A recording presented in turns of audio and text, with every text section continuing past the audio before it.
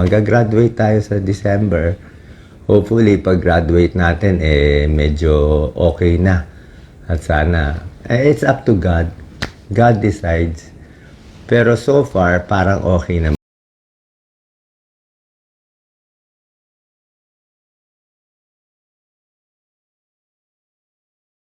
Sa latest health update ni Doc Willie, ay inamin nito ang matinding hirap na naranasan sa kanyang 4th chemo session. Hindi biro ang pinagdaanan ni Doc Willie matapos ang 4th chemo niya, na baldado umano ito ng ilang araw at halos nangitim ang mga kuko sa kanyang daliri. Ibinalita din ni Doc Willie na nalalapit na ang kanyang pag-uwi ng Pilipinas. Nakatakdang umuwi ng Pilipinas si Doc Willie sa December. Isa pa sa matapang na pahayag ni Doc Willie pag-uwi umano niya ng Pilipinas ay pupuksain niya ang matinding corruption sa bansa. Naghahanda na din si Doc Willie sa kanyang pagtakbo sa darating na 2025 senatorial election kung saan tatakbo ito bilang senador. Magandang araw po, Doc Willie po to. Sunday po, I hope everyone is alright. And sana po nasa mabuti kayong kalagayan at kung ano man ay nakaka-survive po tayo.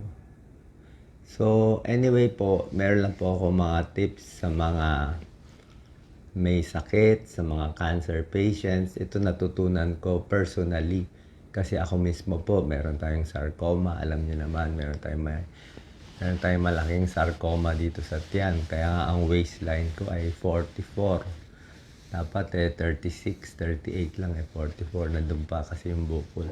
Although nandun yung bukol, yung pinaka-active ay lumiliit. Anyway, bigay lang ako konting health update sa sarili ko lang muna. Marami nagtatanong bago papakita ko itong mga pampalakas na pwede nyong gamitin. Actually, pwede nyo tanong sa doktor nyo. Pero usually ito, marami dito over the counter Like itong mga paracetamol, itong iba. I think over the counter itong mga ibang, like itong mga Dufalac, pampatae, mga over the counter. So, ako po ay nasa 4th chemo na tayo ngayon. Akala natin madali yung chemo, biro-biro. Hindi po biro-biro ang chemo. May panahon last week, baldado ako 3 days Baldado 3 days. So, nagtataka tayo, bakit baldado? Nakita nyo ito, may mga pasa-pasa po ako Ito po, bumagsak yung platelet. Yung platelet ko bumaba. Pero hindi naman sobra baba. Nagdugo-dugo lang, nagdugo-dugo konti sa ilong dito. Tapos white blood cell bumaba, pero nahabol naman. Yung immunoglobulin bumaba, pero nahabol naman. Red blood cell bumaba, nahabol naman. So, ang ginawa ko lang, syempre, ang blood test dito weekly. Kung hindi nyo alam, kayo ay may sakit. Hindi nyo alam kung bumabagsak na kasi ang chemo, pati yung good cells natin, binababa niya So, pag hindi tayo sure, higa-higa lang. Wag na maglabas-labas. Wag ka na labas. Wag na yung lakad-lakad ka na. Higa, pahinga, tulog, tayo, kain. Importante lang, kain, dumi-dumi. Kain, tapos idumi mo lahat. Kailangan madumi mo lahat. Kaya para madumi mo, wala pong advertisement ito talaga ginagamit ko. Lactulose, any brand, ito kasi Dufalac, ito yung sikat So, lactulose, pwedeng 15 cc 3 times a day. Malakas na yon. 15 cc 3 times a day. Isang kutsara 3 times a day. Medyo malakas na yon. Sinasabay ito sa chemo. Kasi chemo, nagiging parang bato ang dumi. Napaiyak ako dito. Okay? Sa sakit, sa pagdumi. Ito ang trial ko. Every time dudumi, talagang iiyak ka sa sakit. Kasi nga, yung chemo, pinapatay niya yung cancer cells na mabilis mag-grow, pero pinapatay din niya ang good cells natin na mabilis mag-grow. Ano ba yung mga fast-growing cells na collateral damage ng mga chemo? Yan, collateral damage, tanggal buhok. Collateral damage. Nakita niyo, nangingitim tong mga daliri ko lahat, oh. Parang nasusunog din siya. Oh, pero napapatay naman yung cancer cells din. So, kaya nga tinitiis yung chemo hanggang matapos. Mag-graduate tayo sa December. Hopefully, pag-graduate natin, medyo okay na. At sana, it's up to God. God decides. Pero so far, parang okay naman. So, ito po, 3 times a day. Pag nagtae, gawin 2 times a day. Para lang lumambot. Kasi nga, bukod sa mga ganitong mga cells, pati yung mucosa, sinisira niya. Mucosa is nasal mucosa, kaya nagdudugo. Buccal mucosa. Hindi ako gumagamit ng Colgate, ha. At ibang toothpaste, matapang na siya para sa akin. So, kung gusto nyo, very mild, siguro kakapiranggot na toothpaste. Tapos maraming tubig. Kundi parang masusunog yung ano mo eh. Dito sa Singapore, may mga special toothpaste sila. So, dapat malabnaw. Kung mouthwash man kayo, malabnaw. Kasi nga, maano siya. Mucosa. Dito rin nga, yung masakit ko, medyo gumaling na rin eh. Kasi magagasgas rin yan, mucosa. Pati yung pagdumi, mucosa. Masakit. Pati yung pag-ihi. Pag-ihi, masakit din. Pero, ang good news naman, kung nakita nyo, mataba na tayo ngayon. Nawalan ako ng 20 pounds, nabalik ko na yung 14 pounds. So, hindi ko alam. Dati kasi, kahit kain ako ng kain, hindi ako tumataba. Ang tumataba lang yung cancer eh. Kasi siya kumakain ng kinakain ko. Siguro ngayon maliit na siya. Kaya pag kumain ako ng malaki, kita mo, laki na ang mukha ko. Wala na nga yung kulubot ko sa leeg. Diba? So, sana po, sabay po tayo. Mahirap yung chemo, pero tiis-tiis. Mahirap yung gamutan. May nagtanong sa akin, ano mas mahirap, dialysis o ito? Kasing hirap. Baka mas mahirap pa nga dialysis. Kaya kawawa yung mga dialysis patients natin. Yan talaga goal natin. Tulungan yung dialysis patients natin. Cancer patients, kailangan yung gamot, mayroon tayo available. Magaganda yung mga gamot dito. Kahit may pera tayo, kahit bayaran kunwari ng PhilHealth, kung wala naman yung gamot. So, cardiologist ako, alam ko yung mga magaganda. Nung bumagsak yung mga white blood cell platelet ko, lahat may injection ako May injection ako pang platelet, may pang white blood cell, may pang red blood cell, may pang immunoglobulin. Nag-IV, IG ako. 6 na bote, IV immunoglobulin. So, ang dami nilang pampa-support. Diba? Hindi naman ni God gagawin yan para sa akin lang. Siyempre, gagawin natin para sa inyo. Kaya tayo tumatakbo. Yun ang purpose ko. Yun ang purpose natin. So, ano lang tayo dito? Sample. Isa pa, yung walang gana kumain habang malakas pa yung cancer, ito yung binibigay sa akin. Megestrol acetate. May gas. Nakakagana kumain, ngayon tinigil ko na. Megestrol acetate. Tingnan nyo na lang yung dose. Depende kung may gana o hindi.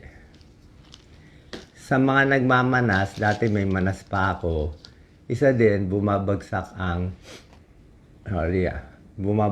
din yung albumin ko. Albumin, yung protein. Kasi pag nagkikimo daw, parang yung kidneys medyo nagkaka-differential. Pasalamat lang ako na yung kidney ko at liver ko inalagaan ko. Kaya kahit bugbog ang kidney at liver ko ng chemo, buhay pa sila, gumagana pa. Kung kidney ko sinira ko na sa soft drinks o hindi naman sa soft drinks, sinira ko sa chichirya o sa sigarilyo, kung dati nang may damage ang kidney mo, liver mo, baga mo sa sigarilyo, tapos kikimo ka pa, doon siya bibigay. Mabuti ginawa kong healthy talaga yung liver at kidney ko. Kaya Sa kidney, pag ayaw umihi, binibigyan ako nito ng furosemide. Pag nagmamanas ako, pag bumababa albumin. Tapos sa liver, ito lang binibigay nila, essentiale, usually. Sabi ng iba, may tulong, walang tulong, pero dito sa Singapore, doctors, gusto nila eh. Sa kanila, gusto nila talagang, you have to drink it, sabi niya. Oh, hindi to gagayahin nyo ha. Sinasabi ko lang sample, papakita nyo sa doktor nyo para may idea kayo. Ngayon, lahat ito by blood test eh. Pag nakita nagloloko yung blood test mo sa liver, minsan ito binibigay. Pag nagloloko ang blood test mo sa potassium, bumagsak potassium ko, nag 2.6 lang ako. Baba ng 2.6. 2.6 is low. Kaya nga magle-Lasix ka. Yung chemo din nakaka-low potassium, I think. Ayan, oh. Kaya ang binibigay dito, potassium chloride. To. 600 milligrams, 4 times a day. Ganun ang dose ko. Nakadalawa na ako nito. Sa Pilipinas, ano tayo? Kalium. Ito local kay Doc Lisa. Kalium Durul. 750 milligrams. Siguro mga 3 times a day. A little lower dose. Pero, adjusting yan with the potassium. Life-saving yan eh. Pag may masakit sa ulo, siyempre chemo, masakit sa ulo, masakit ganyan. Hanggang paracetamol lang kasi. Ito, Panadol, ganyan. Bakit syrup iniinom ko? Ang hirap uminom ng tablet. Kung may sakit ka, hirap uminom ng tablet. Pero kung malakas ka na, kaya mo na uminom ng tablet. Diba? Pag umiinom ka ng tablet, katulad ng ganito, ito, mahirap to inumin. Hirap tong inumin. Ito, mga ganyan. Naku, parang M&M. Ayaw ko tong shape na to eh. Hirap to. Ilang inom mo, hindi papasok, naging mapait na, idudura mo na lang. So, ang secret dito, huwag tubig ang gagamitin mo. Gumamit ka ng malapot. Ginagamit ko Milo eh. Milo na malapot. Or any chocolate drink, or any makapal na drink. Basta makapal. Kape na maraming gatas. Basta makapal siya. Thick. Or thick soup. Kasi pag yan, sinabay mo sa thick soup, hindi magbabara. Maganda pasok sa tiyan. Pag ginamit mo yung malabnaw, nako, pupunta sa baga mo. Uubo ka naman ganyan. And mabuti na rin, malakas pa yung puso ko, kinaya. Siyempre, favorite ko, metoprolol. Metoprolol. Okay, para saan ang metoprolol? Punta kayo sa doktor nyo. Metoprolol, pamparelax ng puso, pampabagal ng heart rate, pwede sa may nervyos, pwede sa may takot. Pero dose ko niyan, 50 milligrams, siguro mga half tablet twice a day. Ganun, mga 50 milligrams a day. Low dose lang, low dose. So, I'm okay. I'm just telling you na okay lang to. Mas concerned nga po ako sa inyo na mas gusto ko nga makita nyo na makatulong din to sa inyo. So, laban lang, tuloy lang. And lagi ko nga iniisip ng bayan natin dapat kailangan marami tayong puno Hindi pwede yung nauubos yung puno natin.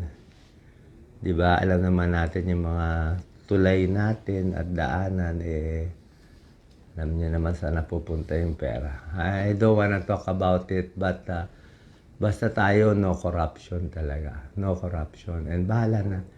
Kung ma-death threat ako, ma-death threat ako. Anyway, may cancer na naman ako, so what? Kahit i-death threat nila ako. Diba? Marami tayong makakalaban na politiko. Pero kahit i-death threat nila ako, may death threat na ako sarili ko. Hindi ko na. And I'm just happy lately that I've been talking to may isang mabait na Catholic priest na parang God's will pinadala sa akin Siya everyday nag-a-advise sa akin na kung ano mangyari sa tulong ng Panginoon. So, I hope you're all healthy. I hope you're all okay. December, uwi na tayo. Lalaban tayo. Magmimiracle ang Diyos. Ha? Hindi para sa akin, para sa inyo. Diba? Ako, I'm okay na ako eh. Kita nyo nga eh. Taba na ba masyado? Tsaka iba na yung kulay ko eh. Kung panoorin yung mga video ko before, kahit 1 year ago, talagang ano na pala eh. Ganun na pala ako eh. Ganun na pala. Ito si Doc Lisa.